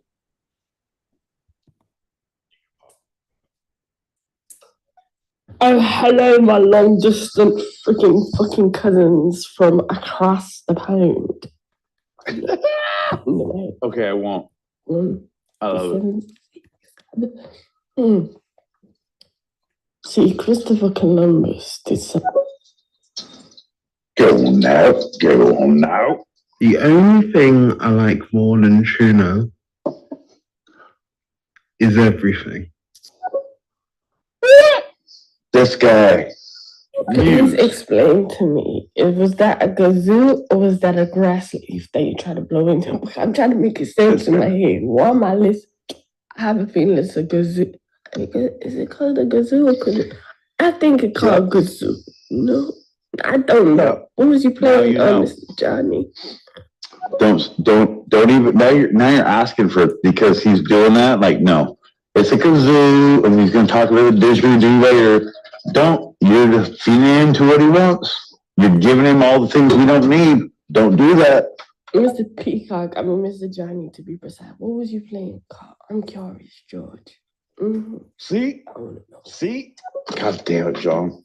This is what happens. I don't like it. I don't like it one bit. Dub, set up straight. It's like a nightshirt for fucking idiots. If you wear it around town and just like go to the bodega and try and pick up. Fill in the blank here. I think it'd be funny to watch the reaction. God damn it, bud. Like, I don't know what to do with you, man. But I feel like you could be someone who could be like, this is your life. And people are scared that this is what's coming to your life. Or like, this is your funeral. And they come up and like, I'll play these things in retrospect of these things. You could be very good or very bad. I personally think everything you do is great. I'm not scared of anything you put.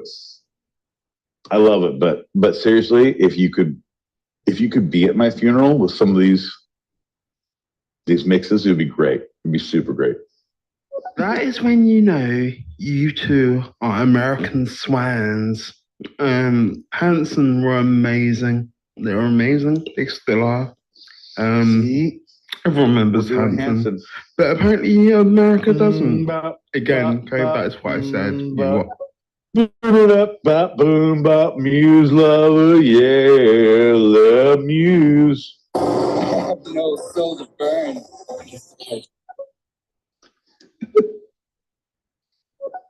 See, I don't know if it's just me. Maybe it's because she died earlier in the year. Yeah, this year, crazy. But I would have said Michelle Trachtenberg in Harriet the Spy. As much as it was a TV program on Nickelodeon in the 90s, fuck, I wish I would be showing again. But it became it became a movie. And then not even a TV movie, we're talking. That's weird as fuck. Look at this. Oh, sorry, Muse. Wait, I'm gonna go watch this. See, I don't know if it's just me. Go on. Maybe it's because she died earlier in the year. Yeah, this year, crazy. But I would have said Michelle Trachtenberg in Harriet the Spy. As much as it was a TV program on Nickelodeon in the 90s, Fuck, I wish I was young again. But yeah, it became a TV, it became a movie. And then not even a TV movie, we're talking about a big screen movie. So I would say Michelle Trachtenberg in Harriet the Spy. Come at me. Bro, number one, you're walking around in your underwear, so you're not old. Anyone, yeah, if you're like, no, anyone who specifically is walking around in your underwear and you justify it by saying it, you're not old. All right, maybe you are. No, I don't think you would say it. No, once you hit like old status, then like, oh, I don't want to tell anyone I'm in my underwear. That's wrong. Can't do that. We're like, all right, good luck. I'm in my underwear. You know. I ain't gonna lie, I think it was Knives 1 and 2.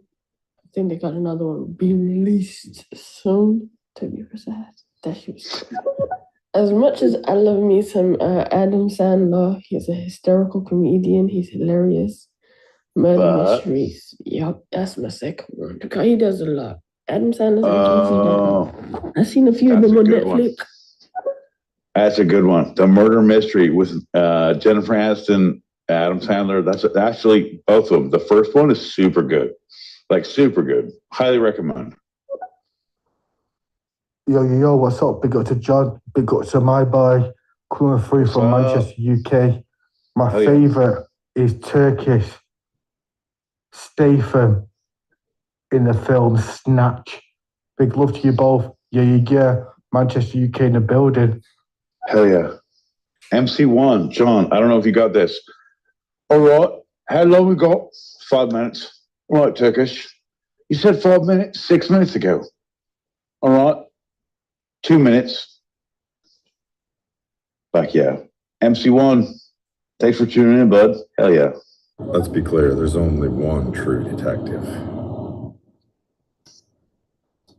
I think human consciousness was a tragic misstep in evolution. We became too self-aware. Nature created an aspect of nature separate from itself. We are creatures that should not exist. We make discount family time with the free touches, yes? You like me, I like you too. Very good.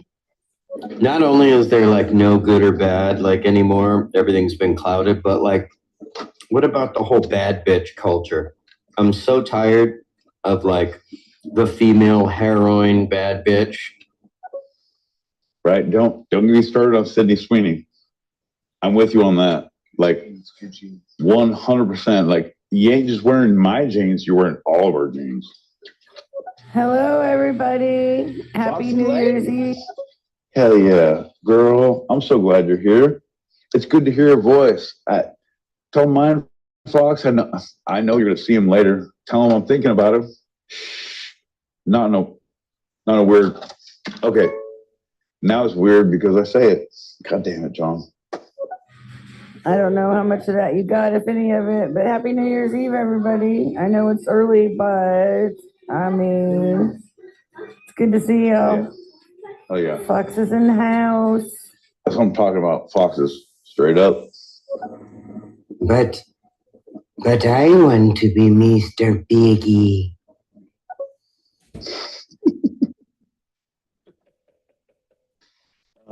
John, we don't even know how they come together like this.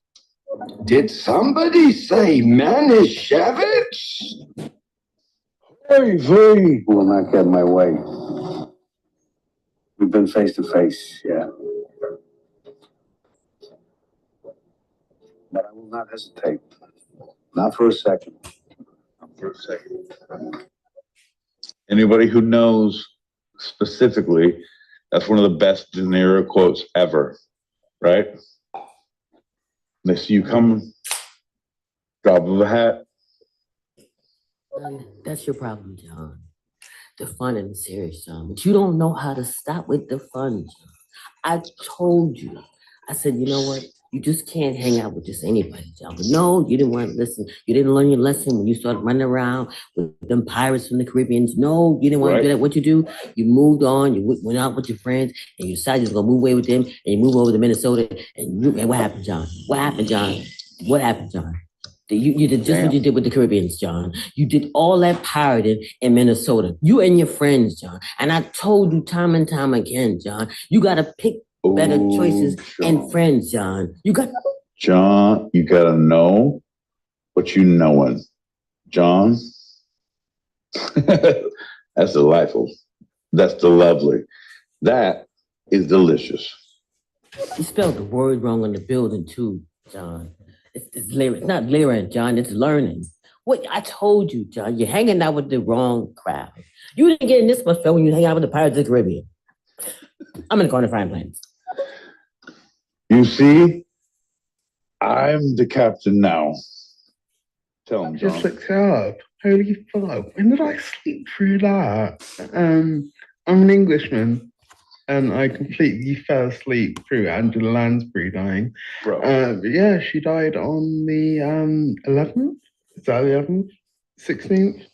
Either way, 5 days off her 97th birthday. That is spooky. Bro, because you don't know, that's why we... God damn it. God damn it. All right. I apologize. I just saw John. He's like waiting for tourists outside the boat of Mazatlan. Orale! Look at my hat. Ay, Dios mío. Okay, so Angela Lansbury died on the 11th of October. See how I said the 11th of October, not October the 11th. Fuck you, America. So on the 11th of October, 2022, yeah, so she was like, 5 days off her 97th birthday. The one that did get me, Dick Van Dyke celebrated his 100th. So, yeah, fuck you, Betty White. Dick Van Dyke made it. Why couldn't you? Oh, boo. So here's the deal, folks. It's going to be a weird celebration when John dies or I die. I'm going to go on a limb and say I die first, but it's going to be aggressive because John, like everyone's going to like, oh, we're going to have to wear weird cowboy hats or like yarmulkes. We don't know what to do for you to celebrate you. When I die, people will be just like angry and light shit on fire. No, like when the Eagles win the World Series. Or the World Series, the Super Bowl. No, it's going to be when Siri malfunctions. That's like the thing. It turns out I'm sorry, John. I can't do that, John. Full on, bud. This fucking guy. Okay, so I just had myself some bacon rasher crisps. You guys call them chips. So you fucking country out. So anyway, so I'm eating these bacon rashers, and I look at the bottom and it says vegan friendly. Now, my issue with vegan food, just as a type, stop replicating what us meat eaters eat, because you're just going to bitch and moan about it being like, what meat eaters eat. So make your own food, Right. You're already eating the goddamn food. Here's the deal, Muse. I can tell you one thing. If you want food that tastes like Chloe, you have to get Chloe flavored food. You don't get tofu that is possibly Chloe flavored. You take Chloe and compress her into a bun and that you feed to everyone else. Right? Yeah. Well, and I feel that it is a bit of hypocrisy when vegans eat meat, like inspired foods, because meat, like it's veganism, even over vegetarianism, is beyond just Well, a diet. It's a lifestyle. It's a protest. It's an active protest. John, I'm going to stop you right there. You say vegetableism. If you use the word vegetableism one more time, I swear to cowboy hats in heaven, I will throttle you like no one has. Like Gollum did the dwarfs when they came down to his domain grotto. Oh, okay. Well, John, I'll say that helps my case, because veganism, you didn't have a problem with it because it's more of a lifestyle and a protest. When people practice veganism, there's no practicing veganism or vegetabilism. No, that's not a thing. You're vegetarian, vegetabilism. but this you're guy, a vegan. John, right? Hear me out. Hear me out. I don't want to sound like Gollum here, but 30 white horses dancing on a hill. First they prance, then they dance, then they stand still. Yeah. Right? Yeah. What is I? Yeah. Teeth, he says. Teeth. Yes. Right. Teeth, he says. Teeth. I said. I am, she cried. No, that's that, my friend. I am, I said. That's Neil Diamond, baby. Yeah. Oh, the man who thought he was a prince, but then turned into a frog, and then was also Neil Diamond. I don't know, John. I don't know. My boy Pete say that, oh, I don't know what this little means anymore because of this little glass. And it's like, you don't know little. That's what she said. Oh, look at these things, mate. Look at these things, mate. Look, you look. Here's the deal. Merry Christmas to us all. You guys, listen to this. Listen to this. This is the worst thing ever. Love you, brother. Truly. May this new year of all of ours be filled with health and happiness. Fuck him. Word. Like actively? Fuck this guy. Am I right? Oh, you guys, seriously, what a piece of shit. Nobody cares. John, wrong place, wrong time. Right cowboy hat, but no, sir. Thank you very much. About 20 years ago, that was my crowning achievement. I was on a boat and I actually sang that from beginning to end. I'm on a boat by Lonely Island featuring T-Pain. And I knew it word for word, sang it word for word, lyric for lyric. I was singing, I'm on a boat, I'm on a boat, King birthday, because I'm sitting on a boat. I'm on a boat, I'm on a boat. Take a good hard look at the motherfucking boat. I'm on the boat, motherfucking look at me, cause I'm playing I'm on the sea. Okay, yeah, I can't really think much else. You got pretty far. I'm telling you, so I was telling my buddy Jay, who I'm on a boat with currently, and these like everyone around. I truly think, I'm gonna do it. I am gonna book a cruise, and I'm gonna tell everybody else, hey, just book this fucking cruise, and it can be the two-sided cruise with nobody knowing that we all just book a cruise. And then we are on a cruise. We're on a goddamn boat. We're on a boat, John. I'm telling you, you have breakfast and dinner with people, and you maybe go ashore and like, hey, if you get arrested, it's not our fault. Kind of a like shore excursion. Right. It's not me, but I think we're close to perfection.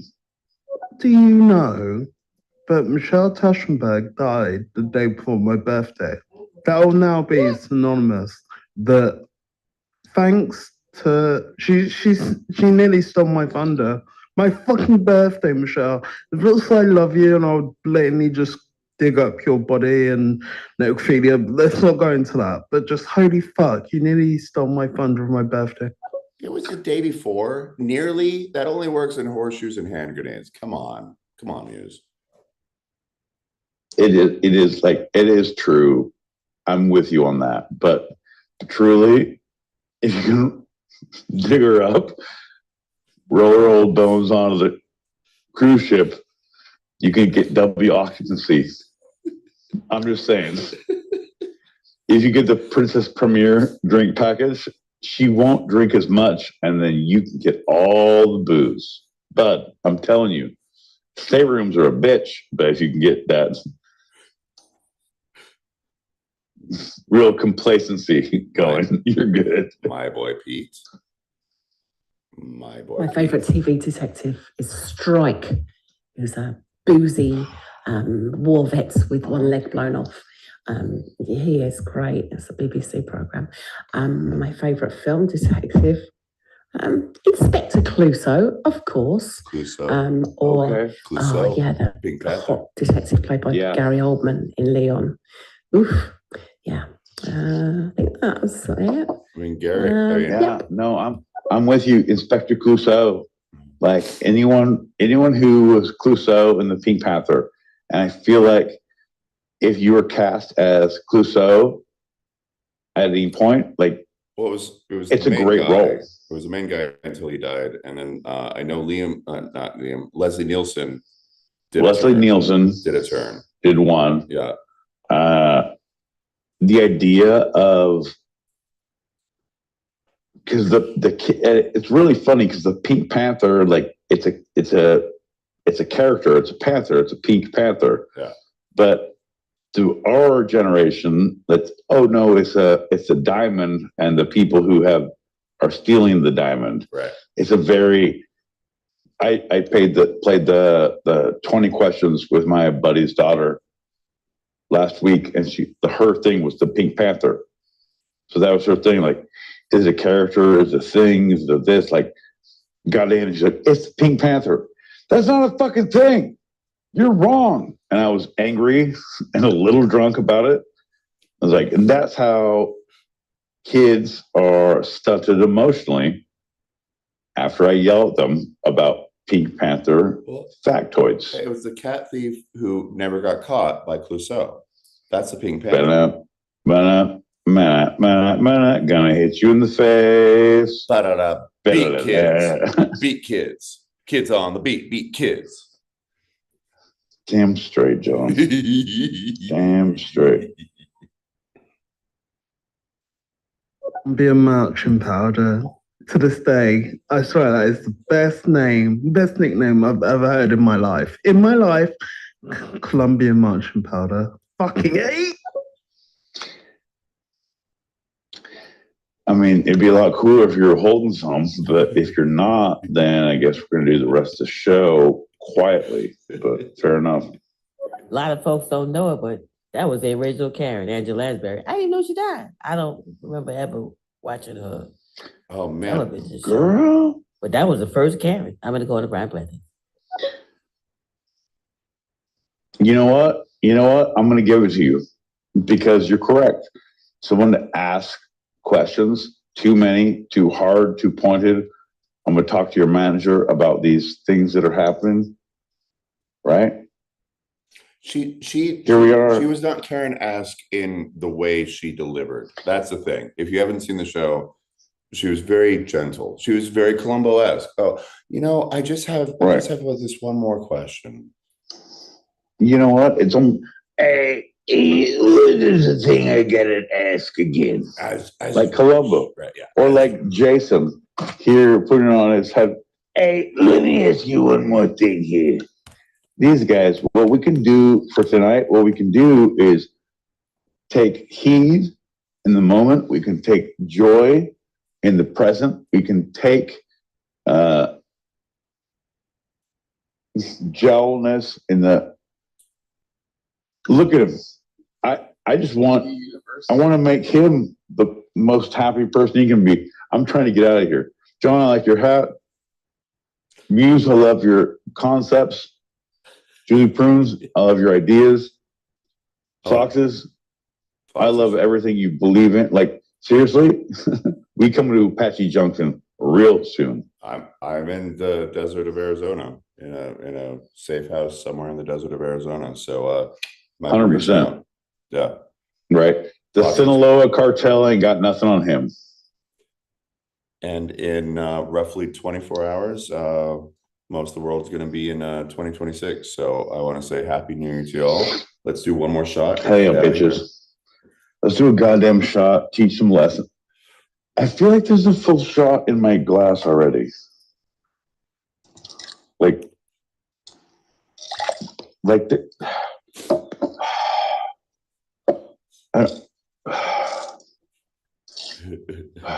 Okay. All right. Ready? Here we go. Hey, you're welcome for listening, everyone. Bink, bink, bink. The gal.